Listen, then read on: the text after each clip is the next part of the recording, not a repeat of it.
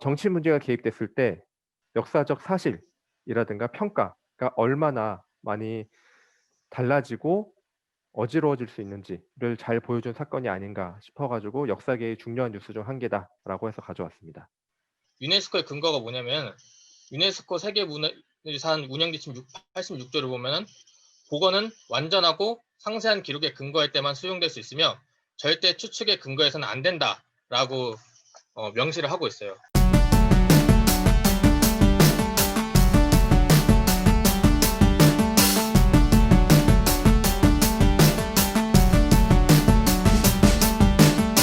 네. 그리고 이제 두 가지 이슈가 남아 있는데 두 가지 이슈는 다 국내에 관련된 거예요. 국내에 관련된 건데 이제 제가 먼저 할 예정인데 제 거는 좀 민감한 거여서 정말 간단하게 뉴스 소개를 하고 제가 이 뉴스를 굳이 2020년에 이슈로 뽑은 이유를 간단하게 설명을 한 다음에 다 같이 이 문제에 대해서 얘기해 보는 시간을 갖도록 하겠습니다.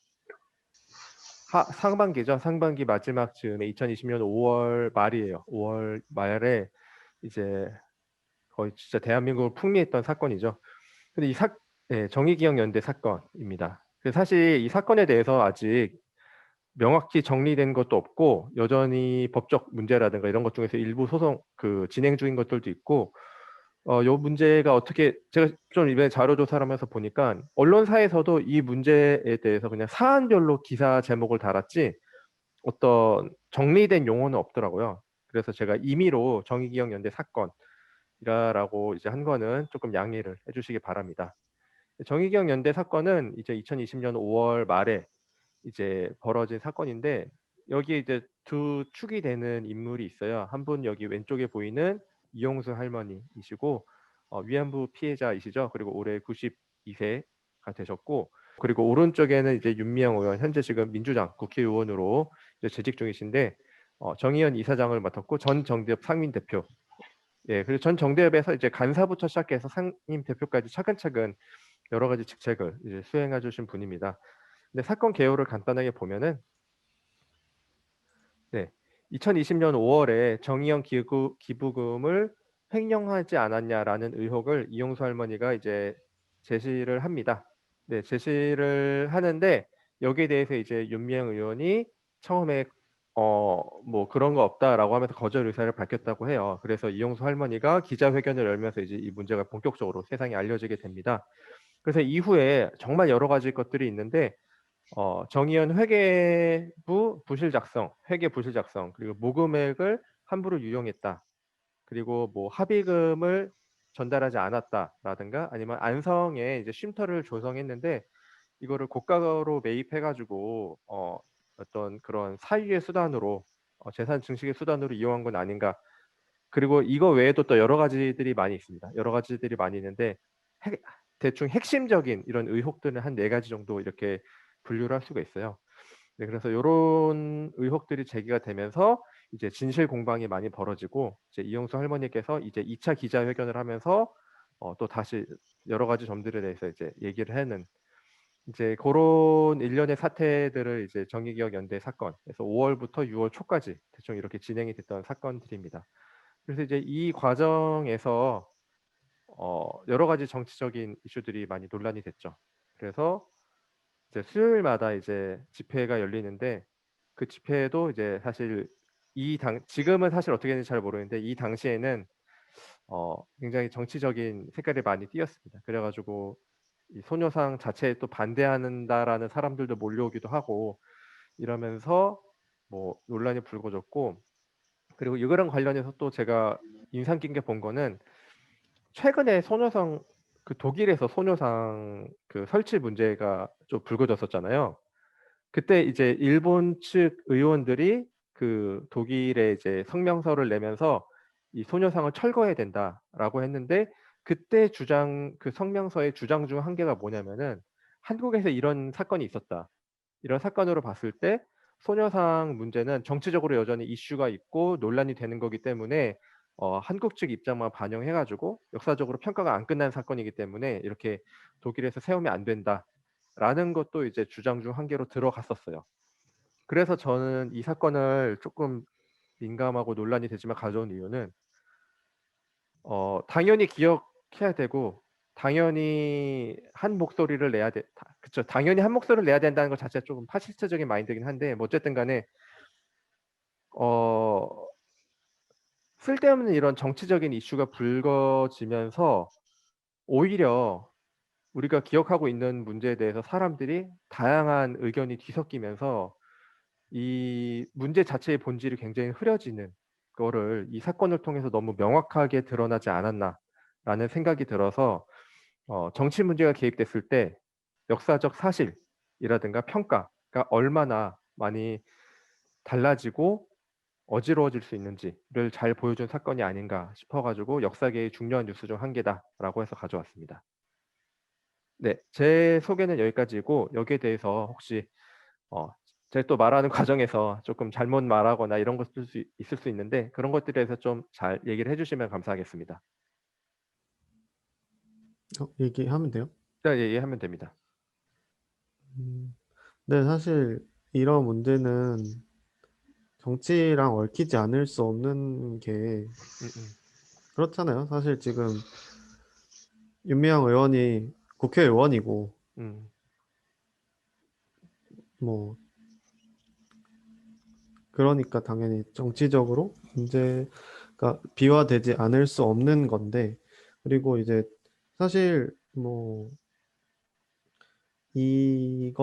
이것을 기억하는 문제가 자체가 굉장히 한국 사회에서도 중요한 일이기 때문에 정치 문제로 비화가 된다라는 것, 정치 문제로 발전한다는 것, 그 자체가 좀 긍정적인 면도 있는 것 같아요. 그리고 뭐 음. 사실 그러니까 일본에서 독일의 거기가 베를린이죠. 네. 베를린이에요. 예.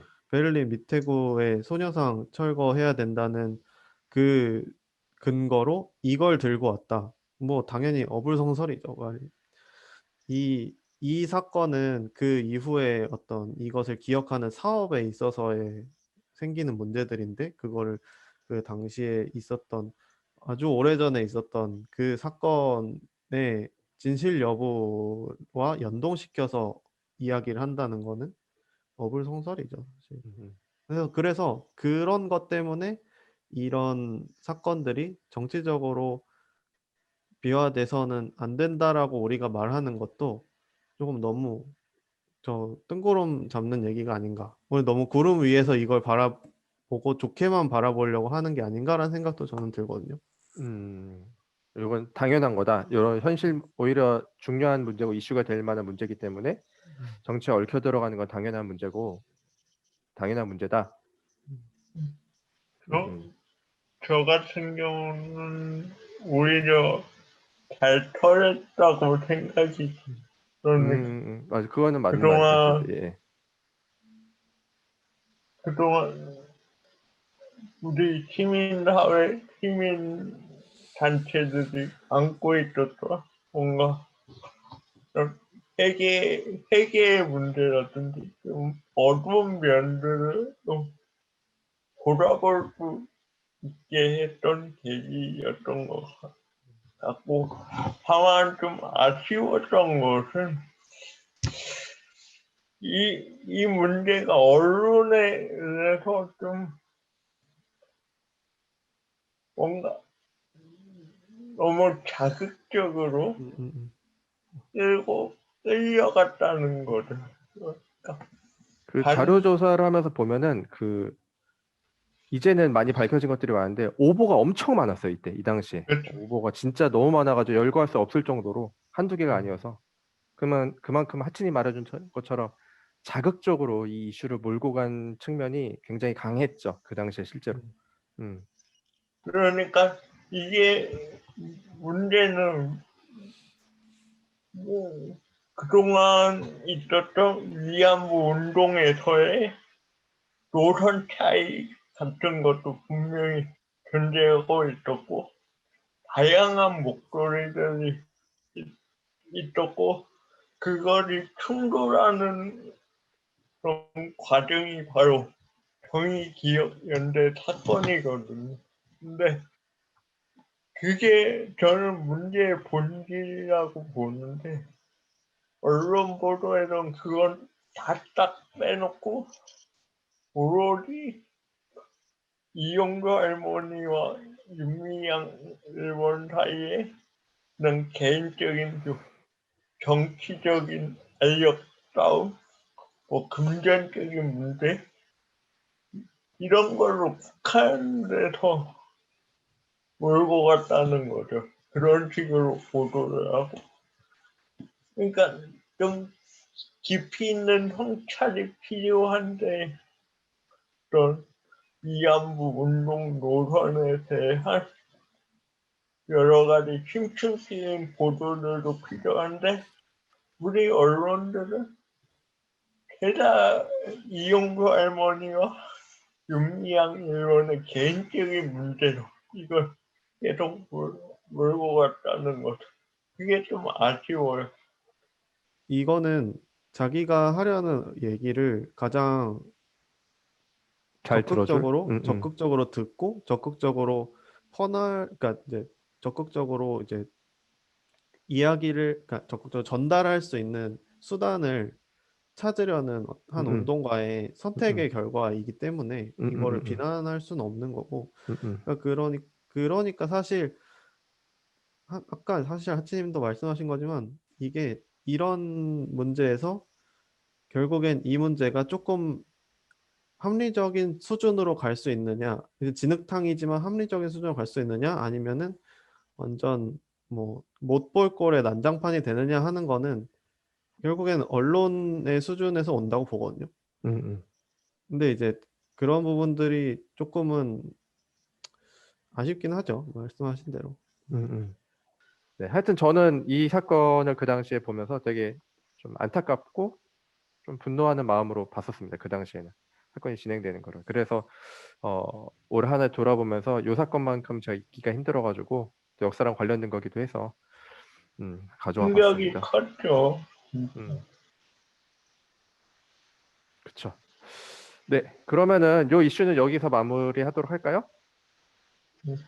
네. 네, 감사합니다. 네, 그래서 이제 마지막 이슈가 하나 남았는데 마지막 이슈는 우리 수평님께서 준비해 주셨죠? 제가 준비한 것은 신라 왕경보건 특별법 논란에 관해서 준비를 했는데 사실 앞에서 나왔던 것들에 비하면은 뭐 논란이라고까지 보기는 좀 그렇고 문제점들이 이제 많이 드러나는 법이다라는 점입니다. 이 법 자체가 지난주네요. 12월 11일에 대통령령으로 시행령이 공포가 됐어요. 그러면서 이제 본격적으로 이 법이 추진이 되고 시행이 됐는데 이 법의 내용을 간단히 살펴보면은 일단은 지금 제시하고 있는 8개 유적과 유적에 대해 가지고 2025년까지 총 예산 9,450억 규모로 신라 왕경 주요 유적의 복원 및 발굴 정비를 하겠다는 법입니다. 사실 여기 나와 있던 유적들 가운데서는 이미 복원 작업이라던가 정비 작업이 이루어지고 있었고 관련해 가지고 국비를 이미 타내고 있는 상황이었어요. 네, 그런 상황에서 조금 더 아까 처음 보여줬던 화면처럼 건물들을 진짜 제대로 세우는 그런 복원까지 진행하기 위해서 9,450억 규모의 예산이 필요하다라고 해서 특별법을 제정을 해야 된다라는 그 여론이 한 2010년 중반 때부터 이미 경주 시내에선 경주에선 제기가 되었고 그래서 이 법을 처음 제정할 때 취지가 무엇이냐라고 하면은 여기 나와 있듯이 이제 민족 문화 원형을 되살려서 민족의 정체성 확립에 기여하고 활력 있는 역사 문화 도시로서의 경주를 조성하겠다라는 목적을 가지고 이 법이 작년 2019년 11월 달에 오랜 진통 끝에 이제 통과가 됐습니다. 그래서 당시 이제 경상북도랑 경주시에서 제시한 보건 청사진을 보면 지금 보시는 거는 이제 황룡사 9층 목탑 주변인데 이런 식으로 복원을 하겠다라고 경북도랑 경주에서 문화재청에 제시를 하고 문화재청이 다시 이제 국회랑 논의를 해가지고 이 법이 통과된 건데 지금 보이시는 거는 이제 여기가 우리가 옛날에는 안압지라고 많이 했죠. 지금은 이제 뭐 동궁이랑 월지라는 명칭으로 듣는데 이쪽에 이제 정각을 또 새로 세우자는 계획이 있었고, 또 이쪽으로 보이시는 것은 이제 신라의 왕성인 월성인데, 이 월성도 장기적인 복원 계획에 같이 실려 있었습니다. 그리고 여기는 이제 최근에 복원된 한 몇 년 됐어요. 최근이라고 하지만 월정교 전경인데, 이게 공교롭게도 복원을 하고 나서 일부는 뭐 그 당시 건축 양식을 뭐 구현을 해냈다라고 하지만, 뭐 대다수의 평은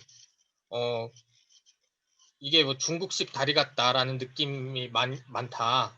이게 과연 복원이 제대로 된 것이냐라는 시비 문제가 있었는데, 그럼에도 불구하고 이게 신라 왕경에서 유네스코가 직접 관리하는 범위 내 밖에 있어가지고, 아까 보여드렸던 8개 복원 계획 지역 중에선 가장 빨리 복원이 완료된 곳이라고 할 수 있겠습니다.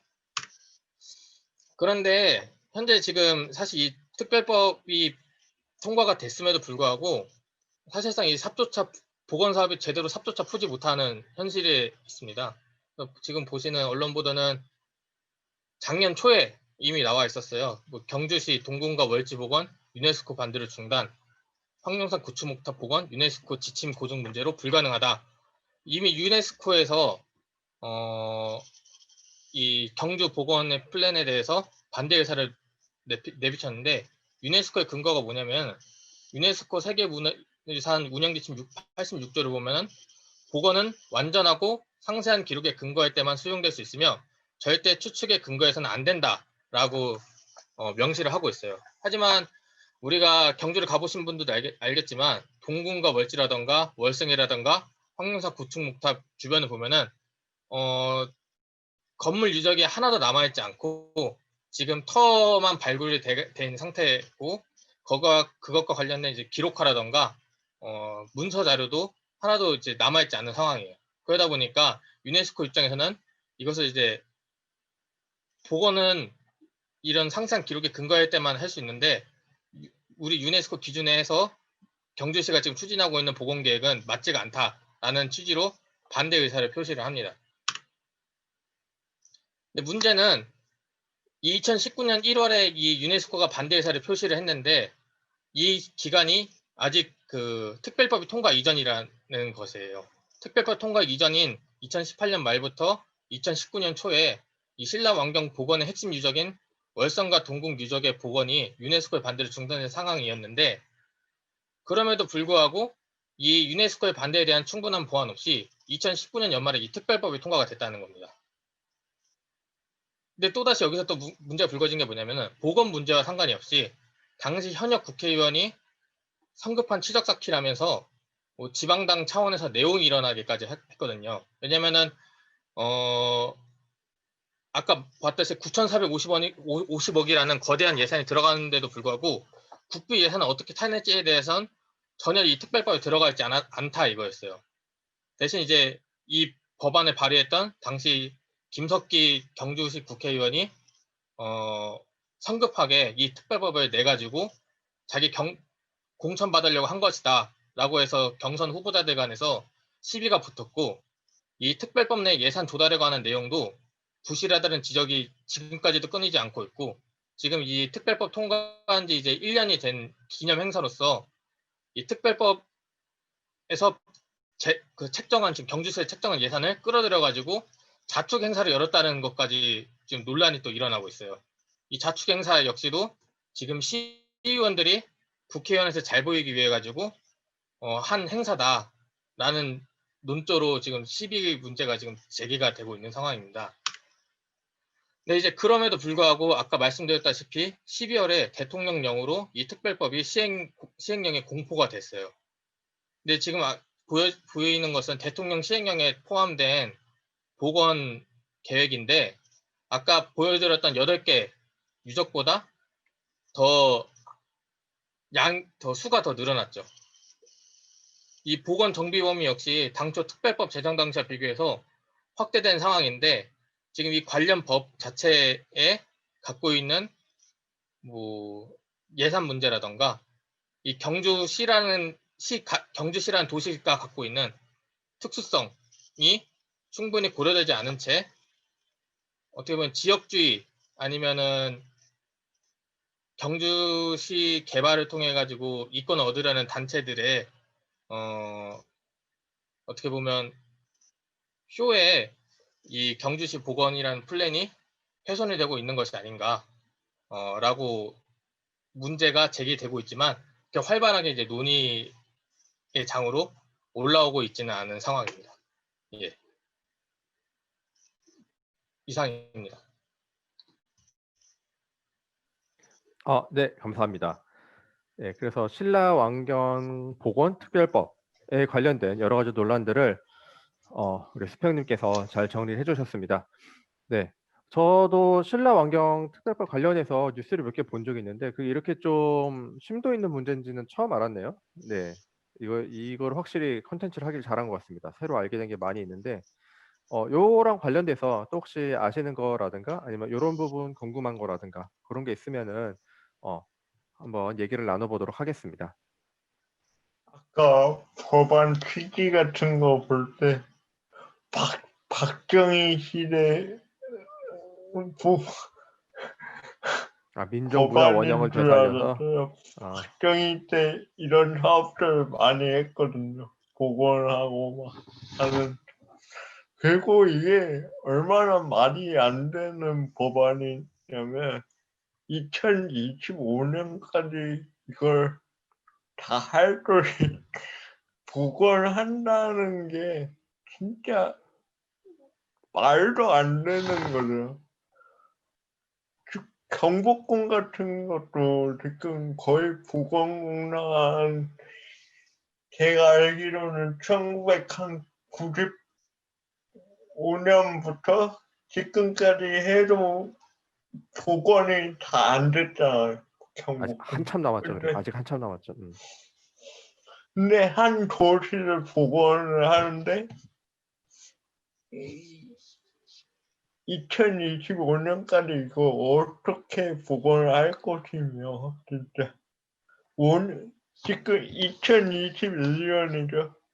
2025년까지만 4, 5년 정도 남은 건데 말이 안 되는 거죠, 진짜.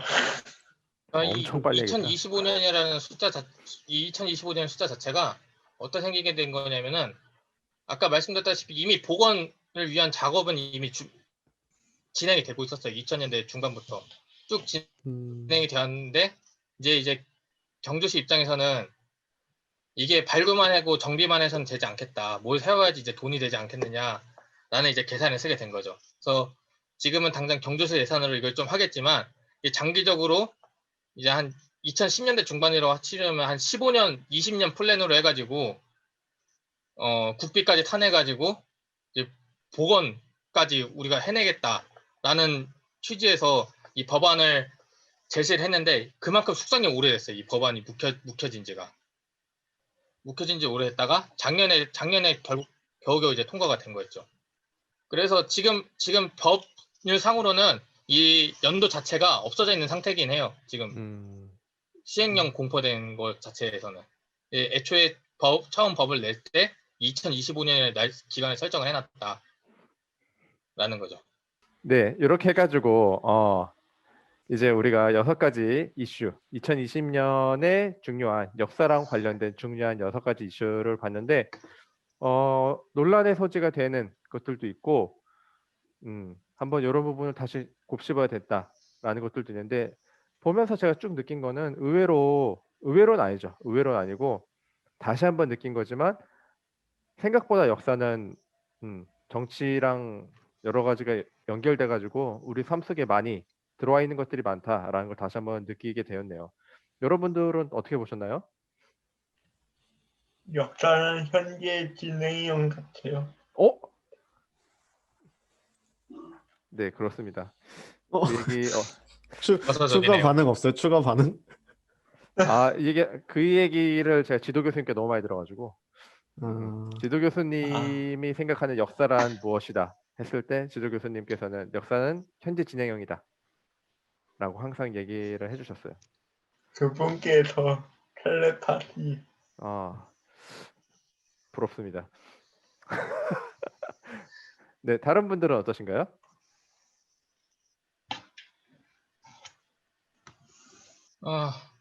정치랑 역사를 뭐 빼놓을 수 없겠죠. 어차피 역사라는 것 자체가 그 취지 자체가 옛날에 정치하는 사람들 위해서 만들어진 학문이기도 하고 정치랑은 뭐 떨어질 수 없는 관계긴 하지만 어떻게 보면 지금 돌아가는 추세가 좀 이걸 치졸하게 이용하고 있는 것 같아가지고 이게 뭔가 도구로서 이용한 게 아니라 자기들이 어떻게 가야 할 비전으로서 역사를 활용하면 모를까 뭐 순간순간 정장을 위해서 역사를 활용하는 것 같아가지고 그 점은 조금 이제 우리가 지양해야 하지 않을까라는 생각이 뭐 들었습니다.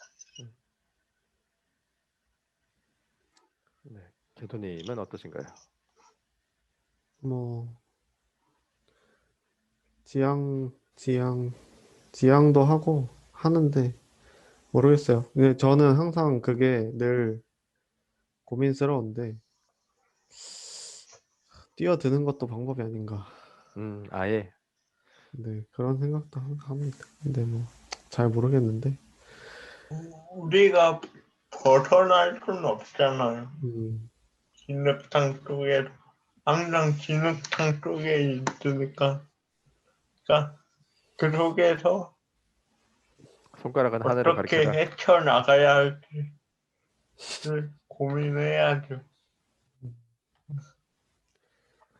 네, 알겠습니다. 그렇게 해가지고 이제 2020년 한 해를 이렇게 되돌아봤는데 2020년 한 해가 어땠는지 또 우리 나중에 따로 회포를 풀기로 하고 오늘 이렇게 6가지 이슈 원래 계획은 이제 10분씩 6명 봐서 60분에 끊자 이 계획이었는데 아니나 다를까 더 길어졌네요. 네, 그렇게 해서 오늘은 여기서 마무리하도록 할까요? 네, 네, 그러면은 감사합니다. 늦은 네. 밤까지 모두 고생해 주셨습니다. 수고하셨습니다. 나